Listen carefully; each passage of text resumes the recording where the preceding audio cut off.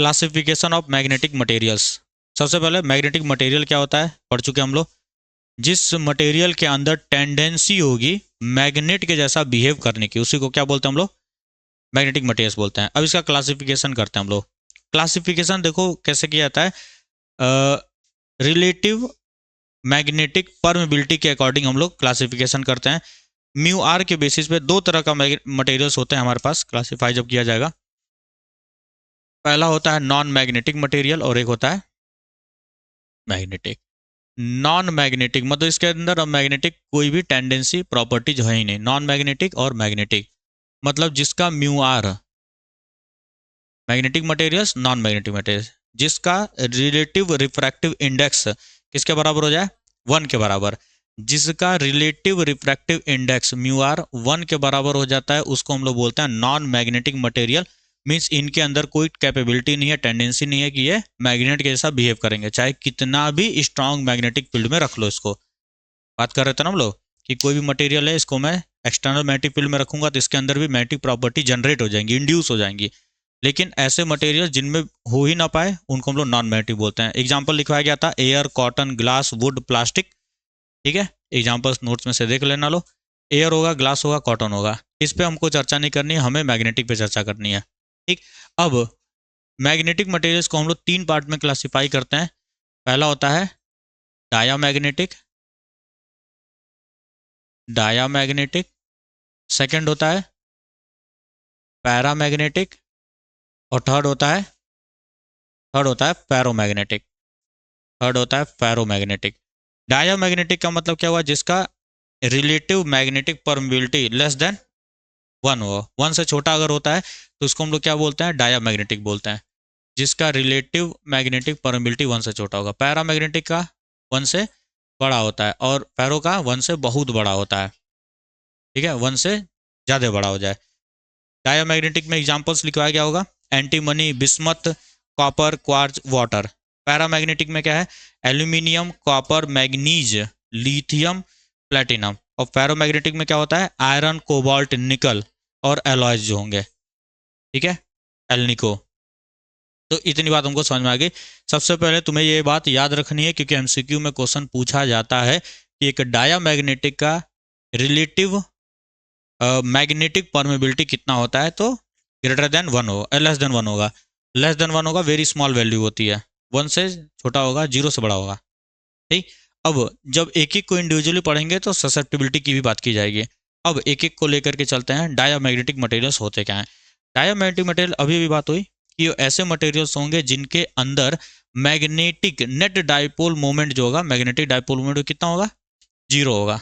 इसके अंदर टेंडेंसी है सर, इसके अंदर टेंडेंसी है कि ये मैग्नेट के जैसा बिहेव कर सकता है, लेकिन कब, जब मैं एक्सटर्नल मैग्नेटिक फील्ड में रखूंगा तब, है ना, तभी ये बिहेव करेगा, अन्यथा की स्थिति अपने आप ये बिहेव नहीं करता है। तो पहला हो जाएगा डायामैग्नेटिक, डायामैग्नेटिक मटेरियल्स या सब्सटेंसेस भी लिखते हैं इसको। मतलब diamagnetic materials are those materials which do not have net magnetic dipole moment. इनके पास अपना नेट डाइपोल मैग्नेटिक मोमेंट नहीं होता, इंडिविजुअल होगा, इंडिविजुअल होता है, लेकिन ओवरऑल पूरे मटेरियल का डाइपोल मोमेंट देखा जाए तो वो 0 हो जाता है। अब इसका एक्सप्लेनेशन होता है, या पहले प्रॉपर्टीज को देखते हैं, पहले प्रॉपर्टीज को। अच्छा, अगर मैं डायामैग्नेटिक को एक्सटर्नल मैग्नेटिक फील्ड में रखूंगा तो इसके अंदर मैग्नेटिक प्रॉपर्टीज इंड्यूस हो जाएंगी, लेकिन अपोजिट डायरेक्शन में होती हैं। इसको याद रखना है तुम्हें। अगर मान लो मैग्नेटिक फील्ड इधर जा रहा है और मैंने एक ये डायमैग्नेटिक सब्सटेंस को रखा है, तो इसमें मैग्नेटिक डाइपोल मोमेंट किधर जनरेट होगा, अपोजिट डायरेक्शन में होगा। ठीक है, और लेस मैग्नेटाइज होता है ये। ठीक है, वीकली मैग्नेटाइज होता है, स्ट्रांगली मैग्नेटाइज नहीं होता है। ये सारी प्रॉपर्टी लिखवाई गई हैं। पहला प्रॉपर्टी में क्या हम लोगों ने पढ़ा था कि अगर मैं किसी भी डायामैग्नेटिक मटेरियल को सस्पेंड करता हूं बिटवीन 2 मैग्नेट्स, ठीक है, तो ये क्या होते हैं, दूर भागेंगे, रिपेल करते हैं एक दूसरे को। ठीक, जैसे मान लो ये मैग्नेट है, यहाँ पे नॉर्थ है, यहाँ पर एक साउथ है, ठीक है, नॉर्थ और साउथ, और एक मैंने थ्रेड से क्या किया, डायमैग्नेटिक को लटकाया, तो क्या होगा, ये भागेगा दूर और इस तरीके से अलाइन करेगा, क्योंकि अब दूर हो गया कि नहीं है। अगर ऐसे रखूंगा तो ये नॉर्थ साउथ के पास है, ये साउथ नॉर्थ के पास है, लेकिन ऐसा नहीं होता है। ये क्या करेगा, अपने आप को इस तरीके से अलाइन कर लेगा, मतलब मैग्नेट से दूर करना चाहेगा, क्योंकि यहाँ पे क्या होता है, वीकली मैग्नेटाइज होता है, यहाँ पे रिपल्सन फोर्स यहाँ पे डोमिनेट करता है। तो पहली प्रॉपर्टी ये होती है, डायग्राम बनवाया गया है, समझ में आया।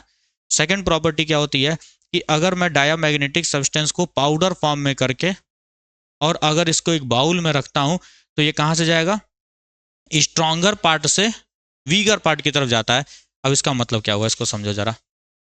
जैसे मान लो एक बीकर था हमारे पास और यहाँ पर मैंने एक मैग्नेट को रखा इस तरीके से। मैग्नेट को पहले मैंने पास पास रखा है ना, ये नॉर्थ है और ये साउथ है, और इसमें क्या रखा गया है, डायामैग्नेटिक का पाउडर फॉर्म में करके मैंने रखा है। इस तरीके से मैंने यहाँ रख दिया। तो अब होगा क्या यहाँ पे कि स्ट्रॉन्गर पार्ट से ये वीकर पार्ट की तरफ जाएगा। डायग्राम को देखो, देखो यहाँ पे ये दोनों पोल्स पास पास में, पोल्स पे क्या होता है, स्ट्रॉन्गर मैग्नेटिक फील्ड होती है और यहाँ पे क्या होगा, वीकर होगा। यहाँ बीच में वीकर मैग्नेटिक फील्ड बन रहा होगा, यहाँ पे पोल्स पे क्या होता है, स्ट्रांग होता है। स्ट्रॉन्गर मैग्नेटिक फील्ड स्ट्रांग होगा और यहाँ पे हमारा बीच में होने वाला है वीक मैग्नेटिक फील्ड। तो ये अपने आप को ऐसे अलाइन करेगा, स्ट्रॉन्ग से ये वीक की तरफ जाएगा इस तरीके से, और ये ऐसे। आ रही बात समझ में। जो भी मैग्नेटिक यहाँ पे पाउडर फॉर्म में था वो इस तरीके से अपने आप को अरेंज कर लेगा कि स्ट्रॉन्ग के पास ज़्यादा होगा और वीक की तरफ जाएगा। ये स्ट्रॉन्गेस्ट टू वीकेस्ट पार्ट जाता है, ये बोर्ड में पूछा गया है। ठीक, बाकी दोनों में क्या होता है, वीकेस्ट स्ट्रॉन्गेस्ट के जाता है। पैरा और फेरो की प्रॉपर्टी ऑलमोस्ट सेम होती हैं।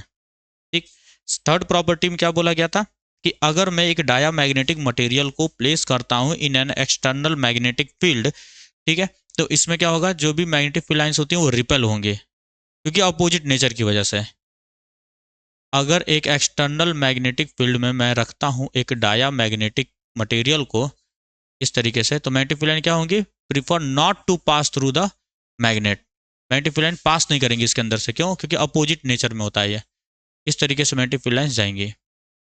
आती बात समझ में।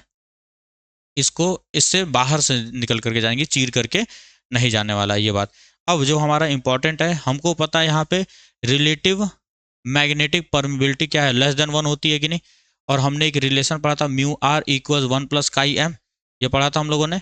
तो mu r is equal to 1 plus chi M होता है। अगर ये वैल्यू 1 से छोटी है सर, अगर 1 से छोटी वैल्यू है, सपोज करो 0.9 है, 1 से छोटी वैल्यू 0.9, 0.9 यहाँ रखूंगा, जब इसको इधर लेकर आऊंगा तो 0.9 माइनस 1, तो निगेटिव वैल्यू आएगा कि नहीं, और वो भी छोटी वैल्यू आएगी। तो काई एम की वैल्यू क्या हो जाती है यहाँ से, लेस देन 0 हो जाता है। तो ये याद रखना, मैग्नेटिक ससेप्टिबिलिटी की वैल्यू क्या होती है, लेस देन 0 होती है यहाँ पे। ठीक, और सबसे इंपॉर्टेंट चीज अब आया, क्योंकि तुम्हारे सिलेबस में साफ साफ मेंशन किया गया है टेम्परेचर डिपेंडेंसी। डायामैग्नेटिक इकलौता ऐसा है जो टेम्परेचर पे डिपेंड नहीं करता है। पैरा और फेरो करते हैं, जिसको हम क्यूरी टेम्परेचर से बताते हैं हम लोग। ठीक है, क्यूरीज लॉ से हम लोग बताते हैं, Curie's law magnetism, chi M T relation देते हैं हम लोग काई एम का और टी का। तो यहाँ पे याद रखना कि डायामैग्नेटिक मटेरियल जो होते हैं वो टेम्परेचर पे डिपेंड नहीं करते, उनकी जो मैग्नेटिक प्रॉपर्टी होती है या ससेप्टिबिलिटी होती है वो डिपेंड नहीं करेगी। अब इसका एक्सप्लेनेशन कि ऐसा शो क्यों करता है डायामैग्नेटिक मटेरियल। ठीक है, डायामैग्नेटिक मटेरियल्स जो है हमारे पास सब्सटेंस है, उनके अंदर ऐसी क्या प्रॉपर्टी है जिसकी वजह से वो ये सारे के सारे नेचर को शो कर रहा है। तो डायामैग्नेटिक जो हम लोग देखते हैं मोस्टली किस में देखते हैं, जहाँ पे इवन नंबर ऑफ इलेक्ट्रॉन्स होंगे या पेयर्स में होते हैं इलेक्ट्रॉन।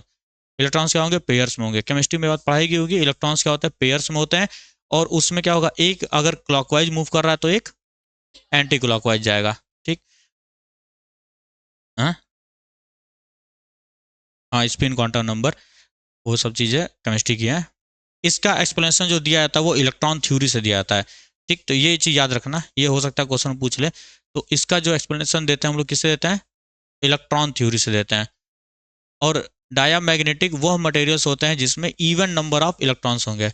अब ध्यान से समझना, यहाँ पे सपोज करो एक इलेक्ट्रॉन लिया, यहाँ पे हमारा न्यूक्लियस है, एक इलेक्ट्रॉन इधर रिवॉल्व कर रहा है, सपोज करता हूँ इसकी वेलोसिटी v है, तो इसी का एक और पेयर होगा, इसी का एक और पेयर होगा जो इधर रिवॉल्व कर रहा होगा, उसको अलग बना रहा हूँ मैं, इसी में घूम रहा होगा लेकिन अलग बना करके दिखाते हैं हम लोग। पॉजिटिव है, यहाँ पर अगेन एक इलेक्ट्रॉन है, ये इधर जा रहा होगा विथ सेम वेलोसिटी v, यहाँ तो कोई दिक्कत नहीं है। अभी मैंने कोई एक्सटर्नल मैग्नेटिक फील्ड नहीं लगाया है, तो देखो होगा क्या, इलेक्ट्रॉन इधर रिवॉल्व कर रहा होगा तो करंट किधर बनेगा, इसके अपोजिट डायरेक्शन में, इसके अपोजिट डायरेक्शन में करंट बनेगा। इधर इलेक्ट्रॉन ऐसे रिवॉल्व कर रहा है तो करंट कैसा बनेगा, अपोजिट डायरेक्शन में, अपोजिट डायरेक्शन में करंट बन रहा होगा। कहाँ पे, इस ऑर्बिट के अंदर, क्योंकि हमको पता है जब भी चार्जेस मूव करते हैं तभी करंट का फॉर्मेशन होता है। ठीक है, अब करंट ऐसे मूव कर रहा है, करंट ऐसे मूव कर रहा है कि नहीं, क्या है ये, anti clockwise direction, anti clockwise में मैग्नेटिक फील्ड लाइन क्लॉकवाइज, हाँ क्लॉकवाइज डायरेक्शन में फील्ड लाइंस किधर होंगी, इनटू द बोर्ड होंगी। देखो इस तरीके से ले आऊँ तो इनटू द बोर्ड हो रहा है, इनटू द बोर्ड होने का मतलब क्रॉस लिख सकता हूँ कि नहीं मैं, क्रॉस है मैग्नेटिक फील्ड, बी बोल देते हैं इसको हम लोग। और यहाँ पे क्या होगा, आउट द हो जाएगा क्योंकि अपोजिट डायरेक्शन में, यहाँ पर ये बी हो गया। यहाँ तक समझ में आ गई बात। अब इसको मैं क्या करूँगा, एक्सटर्नल मैग्नेटिक फील्ड में रखूँगा। और दूसरी चीज़ सबको पता है कि अगर कोई इलेक्ट्रॉन ऑर्बिट में मूव करता है तो इस पर एक लग रहा होगा सेंट्रीपिटल फोर्स, जो कि कौन देगा, इलेक्ट्रोस्टैटिक फोर्स सेंट्रीपिटल के जैसा बिहेव करता है। ये बात हमको इतनी समझ में आ गई। अब मैं इसको रखता हूँ एक्सटर्नल मैग्नेटिक फील्ड में। एक्सटर्नल मैग्नेटिक फील्ड सपोज करो मैं कहाँ रख रहा हूँ, तुम्हारे जो बनाया गया था इनटू द बोर्ड, वही वाला समझा रहा हूँ मैं। अब मैंने इसी डायमैग्नेटिक जब कोई फील्ड नहीं लगाया गया था एक्सटर्नल, तब ये कहानी हो रही थी उसके अंदर, ठीक है। इलेक्ट्रॉन रिवॉल्व कर रहा था, इवन नंबर ऑफ इलेक्ट्रॉन्स थे, तो इसका एक और पेयर है जो अपोजिट डायरेक्शन में रिवॉल्व कर रहा था। इसमें जो है करंट इस तरीके से बनाएगा और इसमें करंट इस तरीके से बना रहा होगा, जो ऑर्बिट्स में करंट बन रहे होंगे। अब मैं इसको प्लेस करता हूँ एक्सटर्नल मैग्नेटिक फील्ड में। जैसे ही मैंने एक्सटर्नल मैग्नेटिक फील्ड में इसको प्लेस किया, इनटू द बोर्ड माना है, तुम आउट ऑफ द बोर्ड भी मान सकते हो, कोई इसमें दिक्कत वाली बात नहीं होगी। इनटू द बोर्ड जैसे ही मैंने एक मैग्नेटिक फील्ड रखा, अब सबको पता है सेम काम वहां भी करेंगे। सबको पता है कि अगर एक चार्ज को मैं एक्सटर्नल मैग्नेटिक फील्ड में रखता हूं तो उस पर लगता है Lorentz force, q v B sine theta, q v B sine theta लगता है। इलेक्ट्रॉन के ऊपर लगेगा लॉरेंज फोर्स और उसका डायरेक्शन कितना हो जाएगा, अगर एफ बी आई से हम लोग देखते हैं, एफ बी आई से दिखाता है फ्लेमिंग लेफ्ट हैंड रूल से, इलेक्ट्रॉन की वेलोसिटी इधर है, ये होता है एफ बी आई। तो बी क्या है, इनटू द बोर्ड है, और ये किधर जा रहा है, इधर जा रहा है कि नहीं, अरे ये ऐसा है ना, वेलोसिटी इस डायरेक्शन में है, तो कैसे बनाएंगे, एफ बी आई से चलते हैं, एफ बी आई से, तो ये बी इंटू द बोर्ड हो गया। और ये वेलोसिटी किधर जा रहा है, इधर जा रहा है कि नहीं, तो डायरेक्शन यही आ रहा है कि नहीं आ रहा है, यही डायरेक्शन आ रहा है। बट ध्यान देने की बात क्या है कि ये क्या है, इलेक्ट्रॉन है कि नहीं है, इलेक्ट्रॉन है ना ये, तो इलेक्ट्रॉन पे क्या चार्ज आएगा, माइनस का आएगा कि नहीं आएगा। तो जो लॉरेंज फोर्स से जो वेलोसिटी फोर्स का डायरेक्शन आ रहा था, ये डायरेक्शन जो आ रहा था, ये नहीं होगा, इसके अपोजिट हो जाएगा। क्यों, क्योंकि ये इलेक्ट्रॉन है। एफ इज इक्व टू क्या होता है, q v B sine theta होता है, मैक्सिमम फोर्स मान के चल रहा हूं मैं, तो यहाँ माइनस ई वी बी लिखूंगा कि नहीं। तो लॉरेंज फोर्स जो डायरेक्शन देगा उसका निगेटिव हो जाएगा कि नहीं, क्योंकि ये इलेक्ट्रॉन है। तो लॉरेंज फोर्स क्या बोल रहा है, इनटू, लेकिन इलेक्ट्रॉन होने की वजह से लॉरेंज फोर्स कहाँ लग रहा होगा, बाहर की तरफ लग रहा होगा। कहती बात समझ में आई, क्योंकि इलेक्ट्रॉन है वो, इलेक्ट्रॉन पे हमेशा फोर्स क्या लगता है, अपोजिट डायरेक्शन में लगता है। तो लॉरेंज फोर्स ने बोला अंदर की तरफ लगेगा, लेकिन क्योंकि इलेक्ट्रॉन है तो फोर्स कहाँ, आउटवर्ड एक्ट करेगा। अब सर ये आउटवर्ड फोर्स इसकी वैल्यू को घटाएगा कि नहीं घटाएगा, घटाएगा। फोर्स की वैल्यू घटेगी तो वेलोसिटी घटेगा, वही सारी चीजें लिखवाई गई हैं। फोर्स की वैल्यू अगर घटती है सर, ठीक है, तो क्या होगा, यहाँ से वेलोसिटी भी घट जाएगी। बोलो, वेलोसिटी घटने के बाद क्या बताया गया था, अब वेलोसिटी घटने के बाद करंट भी घटेगा, क्योंकि अब धीरे धीरे जा रहा है, करंट घटेगा। करंट घटने की वजह से मैग्नेटिक फील्ड भी घट जाएगा, तो मैग्नेटिक फील्ड की वैल्यू घट गई कि नहीं घट गई। फोर्स घटेगा तो सर वेलोसिटी भी घटेगी, वेलोसिटी घटेगी तो करंट भी घटेगा, करंट घटेगा तो मैग्नेटिक फील्ड भी घटेगा। तो इसका मतलब क्या हुआ कि सर जैसे ही मैंने यहाँ पे एक्सटर्नल मैग्नेटिक फील्ड में रखा, मैग्नेटिक फील्ड रिड्यूस हो गया कि नहीं हो गया, मैग्नेटिक फील्ड डिक्रीज हो गया। और वही तो हम लोगों ने अभी देखा था प्रॉपर्टी में कि ये रिपेल करता है, क्योंकि मैग्नेटिक फील्ड यहाँ पे कम हो जाता है। तो ये इसका एक्सप्लेनेशन था, पूरा अंग्रेजी लिखवाया गया है इसके अंदर, पढ़ोगे अब समझ में आ जाएगा। हर एक चीज़ जो चीज़ समझाया हूँ वो सारी चीज़ें इसके अंदर लिखवाई गई थी। आती बात समझ में, कोई दिक्कत, ठीक है। अगला जो होता है हमारा पैरामैग्नेटिक सब्सटेंसेस होता है। नेक्स्ट है हमारा पैरामैग्नेटिक सब्सटेंस। इन दोनों का एक्सप्लेनेशन ईजी है, छोटा है, इसमें ऐसा समझ नहीं लगेगा। ध्यान से देखो लो इधर, पैरामैग्नेटिक का मतलब क्या हो गया, ऐसे मटेरियल्स जिनके अंदर नेट डाइपोल मोमेंट होता होता है, ऐसे पैरामैग्नेटिक। फिर से पढ़ लेंगे, फेरो को खत्म हो जाएगा। फिर यहाँ पे इलेक्ट्रॉन थ्योरी नहीं होता है, अभी देखते हैं क्या होगा। Paramagnetic are those substances in which individual atom molecules has net non zero magnetic dipole moment. अपना उसके पास डाइपोल मोमेंट होगा लेकिन स्ट्रांग नहीं होता है, उसी को हम लोग स्ट्रांग करते हैं। ठीक, एग्जांपल्स क्या क्या बताए गए थे, एल्युमिनियम है, क्रोमियम है, मैग्नीज है, लिथियम वगैरह, ये सब है एग्जांपल हमारे। अब सबसे इंपॉर्टेंट चीज क्या है कि अगर मैं इसको एक्सटर्नल मैग्नेटिक फील्ड में रखता हूं तो ये भी वीकली मैग्नेटाइज होता है but in the direction of magnetic field. अभी हमने देखा यहाँ पे अपोज हुआ, मैग्नेटिक फील्ड की वैल्यू रिड्यूस हो गई, मतलब ये अपोजिट डायरेक्शन में होता है। यहाँ पे अपोजिट डायरेक्शन में होता है। सही आ रही बात समझ में? अपोजिट डायरेक्शन में होगा। अच्छा एक चीज यहाँ बताना भूल गया था, पहले मैग्नेटिक फील्ड लाइन कहाँ थे? इनटू द बोर्ड थी, रिड्यूस होगा तो आउट ऑफ द बोर्ड आएगा वो। ठीक है ना, डायरेक्शन को जब देखेंगे हम लोग तो आउट ऑफ द बोर्ड आने लगता था अपोजिट डायरेक्शन में। जो नेट मैग्नेटिक फील्ड बन रहा था वो अपोजिट डायरेक्शन में आ रहा था। ठीक, उसको जब ढंग से देखोगे तो मिटा दिया उन्होंने।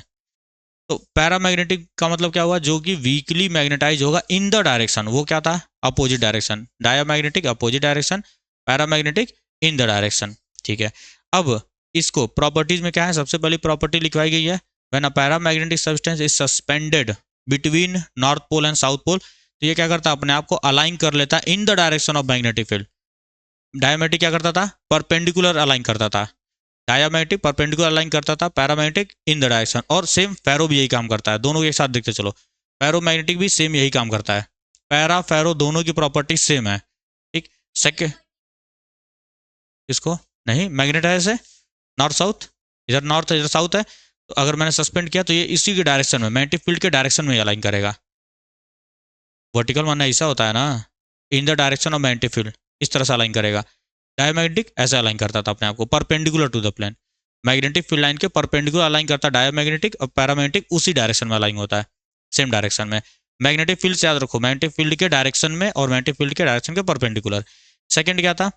बाउल में फिर से पैरामैग्नेटिक और मटेरियल्स को या फेरोमैग्नेटिक दोनों की प्रॉपर्टी सेम है, इसलिए दोनों एक जगह बता रहा हूं मैं। डायामैग्नेट ये पैरामैग्नेटिक या फेरोमैग्नेटिक, अगर इनको मैं बाउल में रखता हूं तो ये कहां से कहां तक जाते हैं? वीकेस्ट, वीक से स्ट्रांग, उधर था स्ट्रांग से वीक पे जाते थे, इधर क्या होगा? वीक से स्ट्रांग जाएंगे। ठीक है, बाउल बना करके वो दिखा भी दोगे। तीसरा, अगर मैं इनको एक्सटर्नल मैग्नेटिक फील्ड में रखता हूं तो अब इसमें से क्या होगा? मैक्सिमम से maximum magnetic field line cross होती हैं। नॉर्थ है ये और ये साउथ है, तो यहाँ से मैक्सिमम फील्ड लाइन्स क्या होंगी? यहाँ से पास करेंगे, लेकिन ज़्यादा नहीं करती हैं इसमें से भी। पैरों में और ज़्यादा पास करती हैं, पैरा में कम करती हैं, पैरों में और ज़्यादा पास करती हैं। डाया में नहीं पास करता है। डाया में क्या होता है? रिपल होकर के जाएगा, लेकिन पैरा और फेरो में अंदर से जाएंगी। पैरा में कम नंबर ऑफ फील्ड लाइन्स जाते हैं, पैरों में ज़्यादा नंबर ऑफ फील्ड लाइन्स जाते हैं। ठीक, अगेन रिलेटिव मैग्नेटिक परमिबिलिटी, ये इंपॉर्टेंट है। म्यू आर इसका क्या होता है? ग्रेटर देन 1 होता है। अगेन हमको पता है mu r is equal to 1 plus I M. इसको इधर भेजूंगा, मान लो इसकी वैल्यू 1 से बड़ी है, 1.01 मान लेता हूँ मैं, या 1.1 मान लेता हूँ मैं। 1.1 में से 1 घटाएंगे तो पॉजिटिव वैल्यू आ रही है कि नहीं आ रही है? तो काई एम यहाँ पे क्या हो जाता है? पॉजिटिव हो जाता है, लेकिन स्मॉल होगा, वैल्यू ज़्यादा बड़ी नहीं होती है। पॉजिटिव होगा बट स्मॉल होता है। ठीक है, और फेरो में क्या होगा? सेम यही केस करेंगे, वहाँ पे बहुत ज़्यादा वैल्यू होती है। फेरो के लिए क्या होता है? दोनों का कहीं बता रहा हूँ। फेरो के लिए mu r greater greater than 1 होता है, ज़्यादा बड़ी होती है 1 से वैल्यू, तो mu r is equal to again 1 plus chi M. 1 से बहुत बड़ी वैल्यू मान लेता हूँ 2 है, मान लेता हूँ 2 है, 2 माइनस 1 1 हो जाएगा। तो काई एम की वैल्यू अगेन दिखा 0 से बड़ी है, बहुत बड़ी होती है, बहुत बड़ी होती है 1 0 से वैल्यू। ठीक है, लार्ज वैल्यू होता है यहाँ पे काई एम का। और ये दोनों के दोनों क्या करते हैं? हमारे टेम्परेचर पे डिपेंड करते हैं, वो भी लिखवाया गया होगा। क्यूरी लॉ के हिसाब से अगर चले हम लोग तो काई एम जो होता है वो इन्वर्सली प्रोपोर्शनल टू टेम्परेचर होता है। ये दोनों पे टेम्परेचर पे डिपेंडेंसी होती है, चाहे पैरामैग्नेटिक हो चाहे फेरोमैग्नेटिक हो। ये दोनों मैग्नेटिक मटेरियल्स टेम्परेचर पे इन्वर्सली डिपेंड करते हैं। अगर मैं टेम्परेचर बढ़ाता जाऊंगा तो मैग्नेटिक ससेप्टिबिलिटी दोनों की घटती जाएगी। टेम्परेचर पे डिपेंडेंसी है, बोर्ड में पूछा गया है ये क्वेश्चन। ठीक, अगर ग्राफ बनाने को आ जाएगा तो कैसे बनाएंगे? ग्राफ बनाने आता है? काई एम वर्सेस टी का ग्राफ अगर बोलेगा तो ऐसे बनेगा। और एक बार बोर्ड खेला भी है, काई एम वर्सेज 1/t बोला गया था, तो बाबू क्या हो जाएगा? डायरेक्टली प्रोपोर्शनल, क्योंकि 1/t के ये डायरेक्टली प्रोपोर्शनल है और टी के इन्वर्सली प्रोपोर्शनल है। इन्वर्सली होगा तो रेक्टेंगुलर हाइपरबोला और डायरेक्टली होगा तो एक स्ट्रेट लाइन 45 डिग्री का एंगल बनाते हुए। अब इसका जो एक्सप्लेनेशन दिया जाता है वो एटॉमिक और मॉलिकुलर थ्योरी से दिया जाता है। ठीक है, और फेरो का जो दिया जाता है वो डोमेन थ्योरी से दिया जाता है। तो इसका एक्सप्लेनेशन भी समझ लो। बस 5 मिनट का हो रहा है। प्रॉपर्टीज याद होनी चाहिए, एटलीस्ट 4 प्रॉपर्टीज सबका याद करके जाना है तुमको। और अलॉन्ग विद डायग्राम, जो नोट्स में लिखवाया गया है पूरा अच्छे से समझ लेना उसको। और इसका एक्सप्लेनेशन भी बोर्ड में पूछा गया है।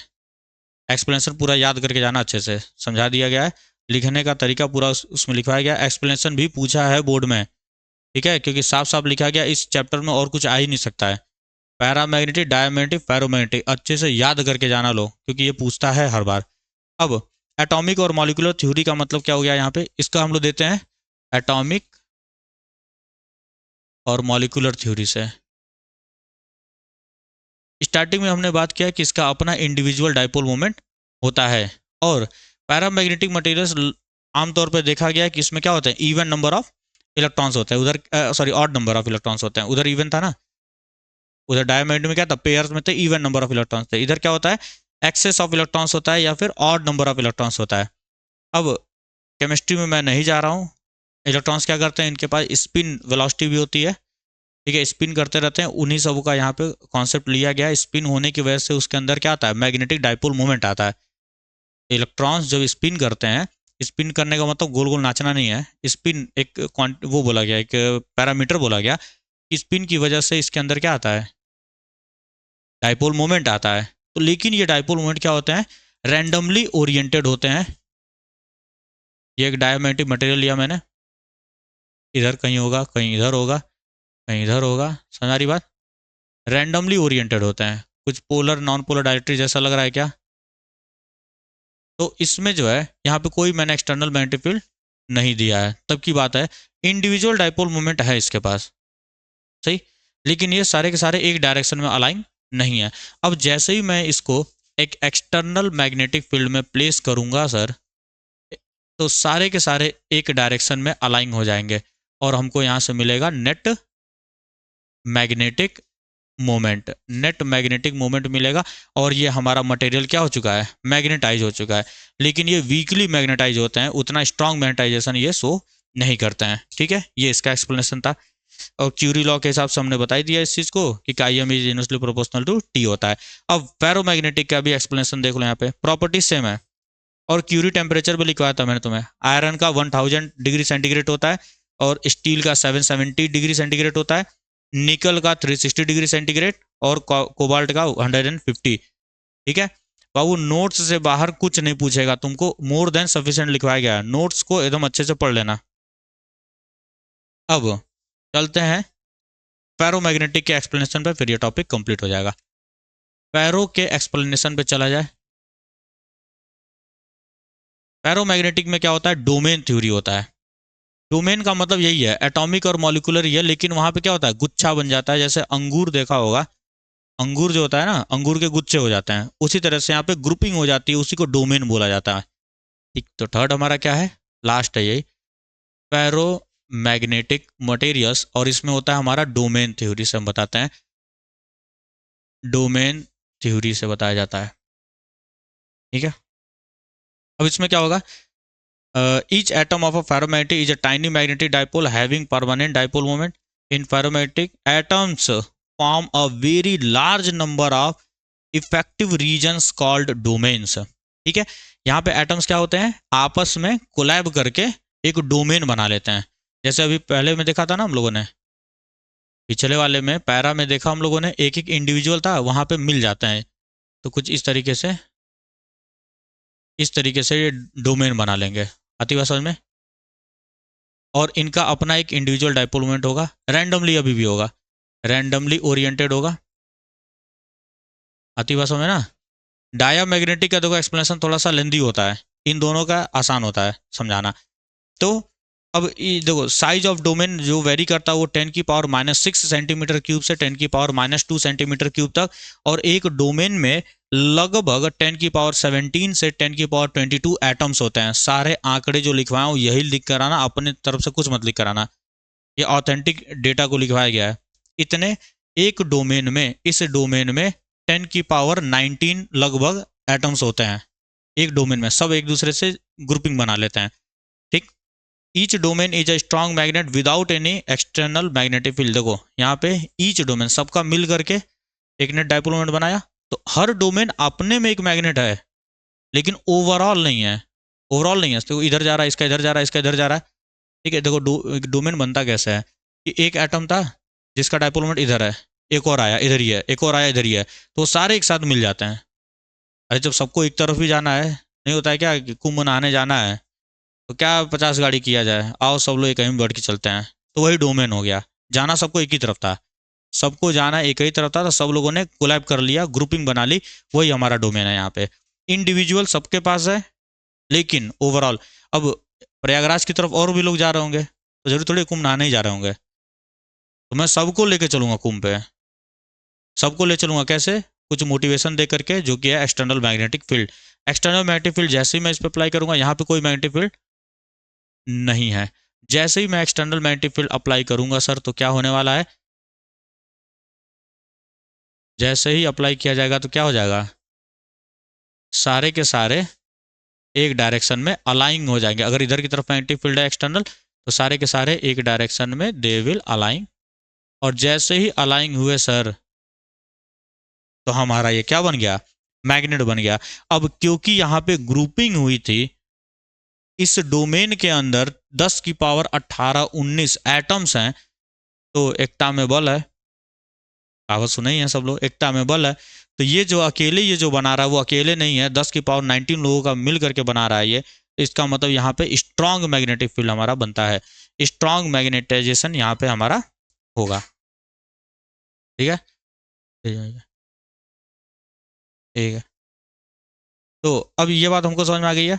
अब यहाँ से दो क्लासिफिकेशन और करते हैं, छोटा छोटा है, soft ferromagnet and hard ferromagnet. Soft ferromagnet का मतलब क्या है कि अगर मैं एक्सटर्नल मैग्नेटिक फील्ड हटाता हूँ, तो मैग्नेटिक प्रॉपर्टी भी गायब हो जाएगी, तो ऐसे को बोलते हैं हम लोग सॉफ्ट फेरोमैग्नेट।